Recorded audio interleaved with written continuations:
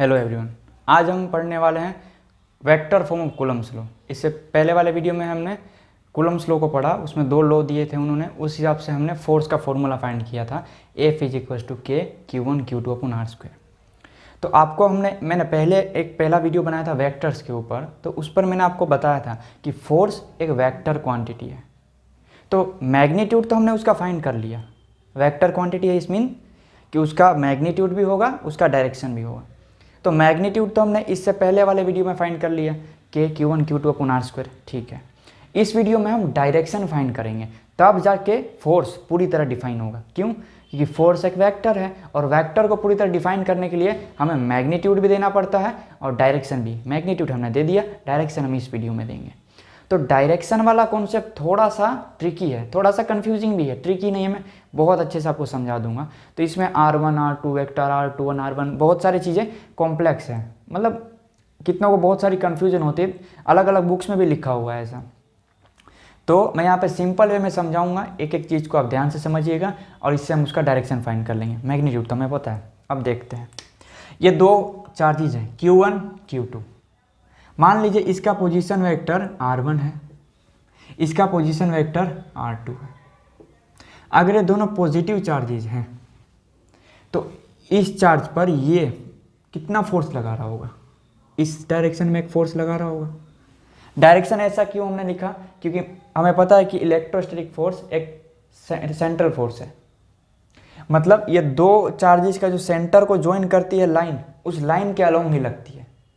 अब positive charge है तो रिपेल करेगी, तो इस साइड हुआ।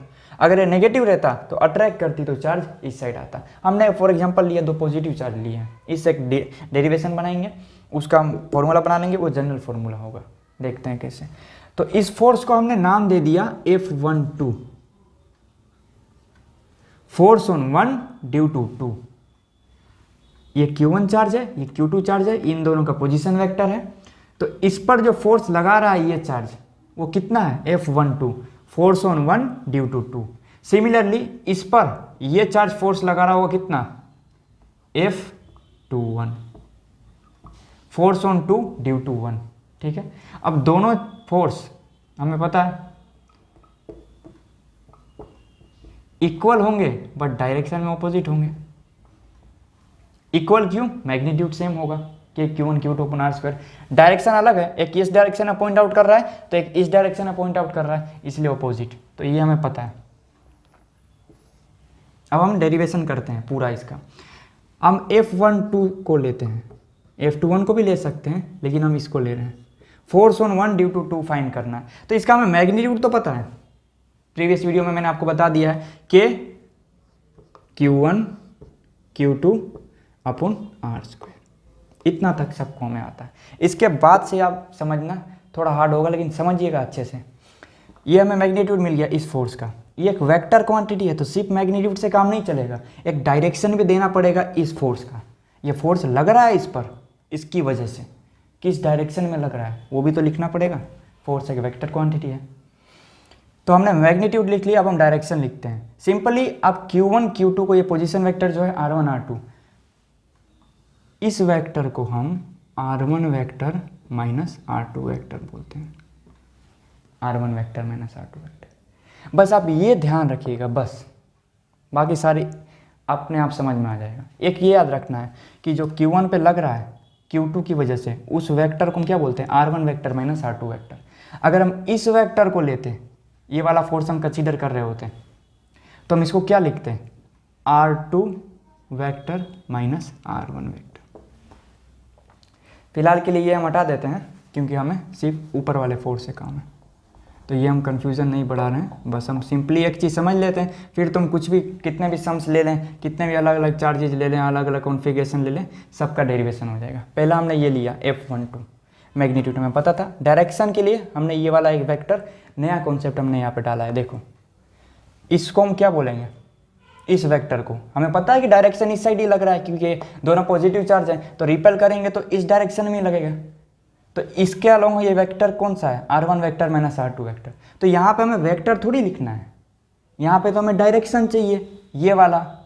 अगर ये वेक्टर है, इसका हम डायरेक्शन ले लें तो यहाँ रख सकते हैं ना, ये भी तो उसी डायरेक्शन में शो कर रहा है, ये वाला वेक्टर। तो इसका हमें सिर्फ डायरेक्शन चाहिए। तो हमने पढ़ा है कि किसी भी वेक्टर को हम कैसे लिखते हैं, एक तो उसका मैग्नीट्यूड होता है और एक उसका डायरेक्शन होता है। डायरेक्शन हम कैप से रिप्रेजेंट करते हैं।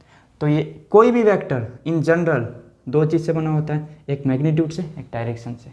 तो ये वेक्टर भी किससे बना होगा, इसके मैग्नीट्यूड से और डायरेक्शन से। तो हमें क्या चाहिए, डायरेक्शन। तो हमें अगर r1 ये वाले वेक्टर का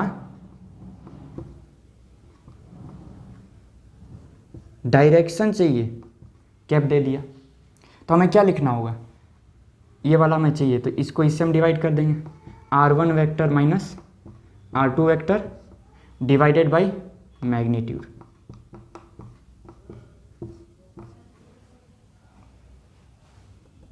ये क्या है, ये कौन सा डायरेक्शन शो कर रहा है, इस डायरेक्शन का, यही तो हमें चाहिए। अभी कन्फ्यूजन हो रहा है ये क्या लिख रहे हैं, बहुत सारी चीज़ें, लेकिन लास्ट में आपको एक फॉर्मूला याद रखना है, मैं उसका ट्रिक भी बता दूंगा कैसे याद रखना है। बस ये सब कुछ समझना है कि आया कैसे, डायरेक्शन हम फाइंड कैसे करें। ये वेक्टर हमें समझ में आ रहा है, r1 vector minus r2 vector, तो इसका हमने इस वेक्टर का डायरेक्शन ले लिया, इस वेक्टर का डायरेक्शन इसी डायरेक्शन में पॉइंट कर रहा है और हमें यही तो डायरेक्शन यहाँ पे लिखना है, समझ रहे हो।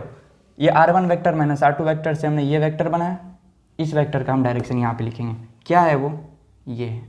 तो यहाँ पर हम लिख दें r1 vector minus r2 vector और नीचे r1 vector minus r2 vector का मैग्नीट्यूड।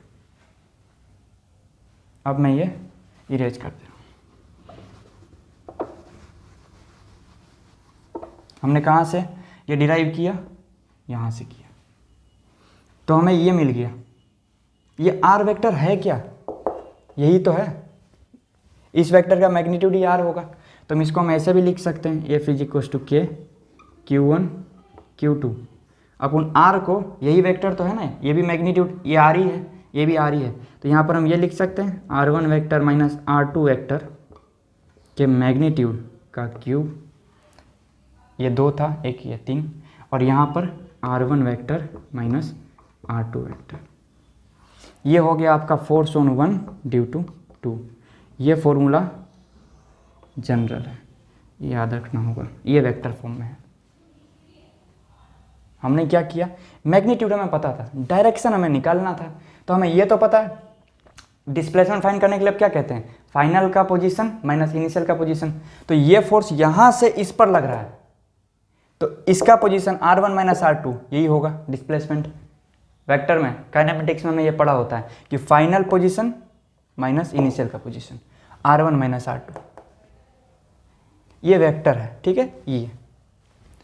ये वेक्टर भी उसी डायरेक्शन में पॉइंट आउट कर रहा है और हमें चाहिए भी तो वही डायरेक्शन।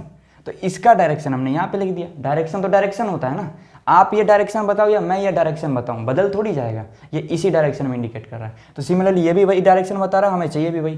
तो इसका हमने डायरेक्शन यहाँ पर लिख दिया, कैसे, इसकी वजह, इससे। कोई भी वेक्टर दो चीज़ से बना होता है, एक मैग्नीट्यूड और एक उसका डायरेक्शन।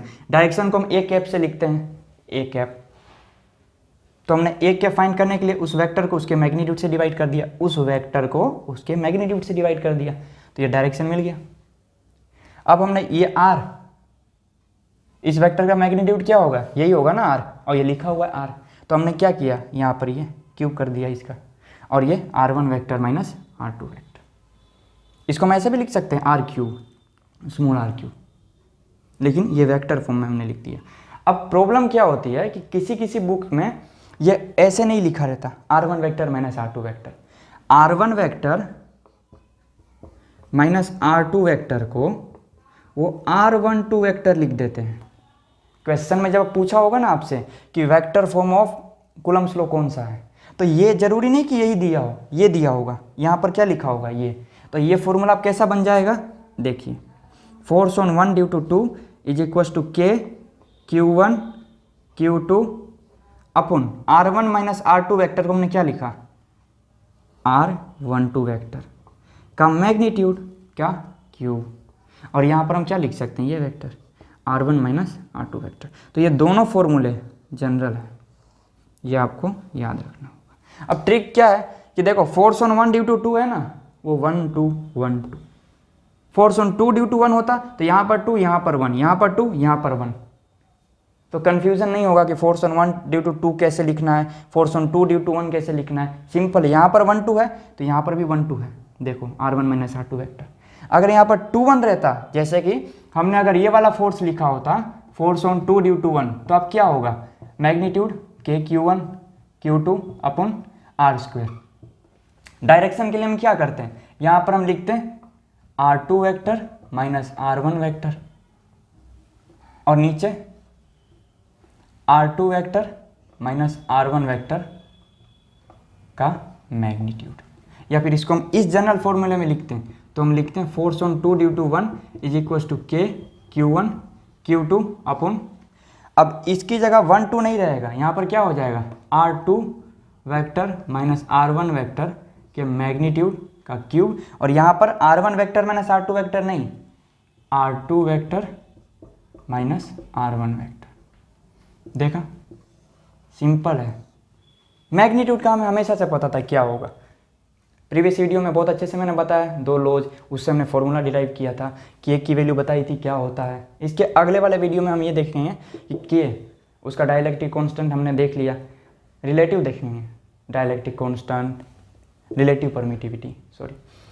तो KQ1 Q2 अपॉन R3, तो ये पूरा फॉर्मूला वेक्टर फॉर्म में है कूलम्स लॉ का। अब हमें क्या मिल गया, मैग्नीट्यूड भी मिल गया और डायरेक्शन भी मिल गया। ये वेक्टर में हमें कन्वर्ट कर दिया ना, वेक्टर ही वेक्टर के इक्वल हो सकता है। अभी तक हम क्या लिख रहे थे, F equal to KQ1 Q2 upon R²। तो इस साइड वैल्यू स्केलर हो रही थी और इस साइड वैल्यू फोर्स, एक वेक्टर क्वांटिटी है, तो फोर्स को हम स्केलर कैसे इक्वल कर दें, इसलिए हमने इसको डायरेक्शन भी दे दिया। अब इक्वल हो गया, ये भी वेक्टर बन गया, ये भी वेक्टर बन गया। तो अब मैं वापस बता रहा हूँ स्टार्टिंग से। हमने इससे प्रीवियस वीडियो में क्या देखा, 2 चार्जेस हैं, उनके बीच फोर्स कैसे ऑपरेट हो रहा है, कौन से मैग्नीट्यूड का लग रहा है, कौन से डायरेक्शन में लग रहा है, वो हमें फाइंड करना था। तो कूलम सर ने हमें 2 लॉ दिए। पहला कि फोर्स डायरेक्टली प्रोपोर्शनल है किसके, Q1 Q2 के, मतलब product of the magnitude of charges. दूसरा लॉ क्या दिया था कि वो इन्वर्सली प्रोपोर्शनल है किसके, डिस्टेंस, उनके बीच का जो डिस्टेंस है उसका स्क्वायर का इन्वर्सली प्रोपोर्शनल है। F is inversely proportional to 1 upon R²। उन दोनों को हमने मर्ज किया तो क्या मिला, F is directly proportional to ऊपर Q1 Q2 नीचे R²। हमने प्रोपोर्शनलिटी कांस्टेंट साइन हटा दिया और वहां पर क्या लगा दिया, K, ये वाला K की वैल्यू होती है 1/4 पाई एप्सिलॉन। तो उस लेक्चर में हमने मैग्नीट्यूड फाइंड कर लिया था, अब हमें डायरेक्शन फाइंड करना था। तो हमने क्या किया, 2 चार्ज लिए, ये Q1 ये Q2, ये पोजीशन वेक्टर है इसका ओरिजिन के रिस्पेक्ट में, ऑब्वियस सी बात है। इसका पोजीशन वेक्टर मान लो ये कोऑर्डिनेट एक्सिस है, ये एक्स एक्सिस, ये वाई एक्सिस, ये ओरिजिन। मान लो ये यहाँ पर Q1 है, यहाँ पर Q2 है, तो मैं R क्या बोल रहा हूँ, ये बोल रहा हूँ R, इसका पोजीशन वेक्टर ओरिजिन से, और ये R2, और ये वाला डिस्टेंस ये R1 माइनस R2 वेक्टर। तो हमने ये पूरा डिराइव कर लिया, ये पोजीशन वेक्टर इन दोनों का। अब हमने क्या किया कि फोर्स ऑन 1 ड्यू टू 2 को F12 बोला, फोर्स ऑन 1 इस पर ड्यू टू 2, ये वाला चार्ज इस पर कितना फोर्स लगा रहा है, ये वाला F12। सिमिलरली इस पर फोर्स ये कितना लगा रहा है, F21, force on 2 due to 1। तो हमने दोनों को थोड़ी फाइंड करेंगे, एक से हम डिराइव करेंगे, तो इस फॉर्म को हमने यहाँ पर लिखा। मैग्नीट्यूड हमें पता था इन दोनों के बीच का जो फोर्स होगा उसका मैग्नीट्यूड कितना होगा, KQ1 Q2 अपॉन R²। तो हमें डायरेक्शन फाइंड करना था। डायरेक्शन के लिए हमने क्या किया, ये वेक्टर लिया। डिस्प्लेसमेंट हम कैसे फाइंड करते थे, फाइनल माइनस इनिशियल। तो इस पर फोर्स लगना है ना, इसको लगाना है इस पर, तो R1 vector minus R2 vector, इस वेक्टर को नाम दे दिया R1 vector minus R2 vector, ये वेक्टर है। अब हमें यही तो डायरेक्शन चाहिए था, ये वाला, और ये वेक्टर भी इसी डायरेक्शन में फॉलो कर रहा है, तो इसका डायरेक्शन हम यहाँ लिख दें तो चलेगा, काम बन जाएगा। मैग्नीट्यूड हमें पता था, डायरेक्शन हम इसका लिख दे रहे हैं, तो डायरेक्शन भी मिल गया और मैग्नीट्यूड भी मिल गया, तो कंप्लीट हो गया। तो डायरेक्शन लिखने के लिए हमने क्या किया, इसका इस्तेमाल किया। कोई भी वेक्टर उसके मैग्नीट्यूड और उसके डायरेक्शन से बनता है, एक कैप, कैप से हम डायरेक्शन डिनोट करते थे और मैग्नीट्यूड ऐसे। तो हम एक कैप को क्या लिखेंगे, vector upon magnitude of the vector. तो इस वेक्टर का हम डायरेक्शन लिखना था, तो हमने क्या किया, उसके वेक्टर को उसके मैग्नीट्यूड से डिवाइड कर दिया तो ये मिल जाता। तो ये वेक्टर है, उसके मैग्नीट्यूड से उसको हम डिवाइड कर दिया तो ये उस वेक्टर का डायरेक्शन मिल गया। तो ये हमारा हो गया मैग्नीट्यूड ये हो गया हमारा डायरेक्शन। अब हमने इसको एक फॉर्म की तरह बनाना, यहाँ पर आर स्क्वायर, यहाँ पर R1 R2, इसको एक फॉर्म में लिखने के लिए हमने क्या किया, ये R वेक्टर है क्या, इस वेक्टर का मैग्नीट्यूड ही तो है, ये वेक्टर है R1 माइनस R2 वेक्टर, यहाँ से लेकर यहाँ तक, इसका मैग्नीट्यूड क्या है R। तो हमने R को क्या लिखा, R भी तो यही है R1 vector minus R2 vector का मैग्नीट्यूड, तो हमने इसका क्यूब कर दिया और यहाँ पर ये वेक्टर। अब किसी किसी बुक में या बुक में नहीं हो तो कोई क्वेश्चन में ही ये इस फॉर्म में नहीं लिखा रहता, इस वेक्टर को हम ऐसे भी लिख सकते हैं, R1 vector minus R2 vector को R12 भी लिख सकते हैं, और अगर R2 vector minus R1 vector रहता तो उसको R21 वेक्टर भी बोल सकते हैं। तो हमने इस फॉर्म को इस फॉर्म में कन्वर्ट कर लिया। सिमिलरली आप F21 भी फाइंड कर सकते हो, F31 F41 जो भी हो।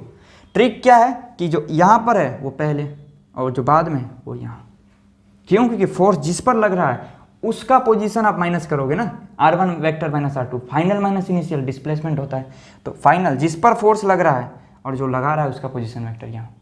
तो अब 3 4 हो, 5 6 हो, 7 8 हो, जो भी हो, कंफ्यूजन नहीं है।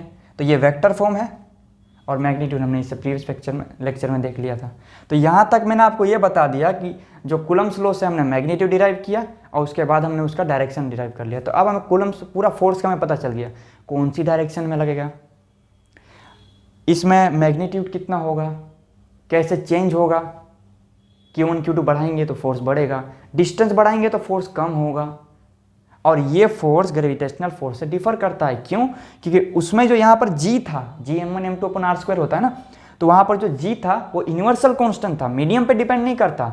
दो मास को आप पानी में रख दो, दो मास को आप एयर में रख दो, वैक्यूम में रख दो, उन दोनों के बीच का जो ग्रेविटेशनल फोर्स है वो सभी मीडियम में सेम रहेगा, डिस्टेंस अगर सेम है तो R। लेकिन इसमें ऐसा नहीं होता, same charge Q1 Q2 R distance पे वाटर में, same charge Q1 Q2 R distance पे अगर एयर में रखा तो ये दोनों फोर्स सेम नहीं आएगा। क्यों, क्योंकि ये K सेम नहीं रहता। K सेम क्यों नहीं रहता, क्योंकि K क्या होता है 1/4 पाई एप्सिलॉन, और एप्सिलॉन मीडियम पे डिपेंड करता है, वो अलग अलग मीडियम का अलग अलग है। तो एप्सिलॉन अलग अलग है तो K अलग अलग है, और K अलग अलग है तो फोर्स अलग अलग है। तो ये उन दोनों में डिफरेंस था। बहुत सारी सिमिलरिटी भी थी, जैसे ये Q1 Q2 के डायरेक्टली प्रोपोर्शनल है, वो M1 M2 के डायरेक्टली प्रोपोर्शनल था। ये R² के यहाँ पर क्यूब वेक्टर की वजह से आ गया है, तो यहाँ पर R² के इनवर्सली प्रोपोर्शनल था, वहाँ भी R² के इनवर्सली प्रोपोर्शनल था। ये भी सेंट्रल फोर्स है, वो भी सेंट्रल फोर्स है। और डिफरेंशिएशन एक और भी क्या है कि ये अट्रैक्टिव और रिपल्सिव दोनों हो सकता है। चार्ज एक दूसरे को या तो अट्रैक्ट कर सकते हैं या तो रिपेल कर सकते हैं, लेकिन दो मास हमेशा एक दूसरे को अट्रैक्ट करते हैं। क्यों, कि देखो चार्ज दो टाइप के होते हैं, नेगेटिव पॉजिटिव। मास कभी सुना है नेगेटिव नहीं, इसलिए अभी एक ही टाइप का फोर्स हमें मिला है अट्रैक्टिव ग्रेविटेशनल में, इसमें दो। तो कुछ सारी सिमिलरिटीज भी थी। अब हम इसके बाद पढ़ेंगे डाइलेक्ट्रिक कांस्टेंट, रिलेटिव परमिटिविटी, उसके बाद हम इलेक्ट्रिक फील्ड में मूव ऑन करेंगे और आगे आगे इस चैप्टर को देखेंगे। So thank you for watching.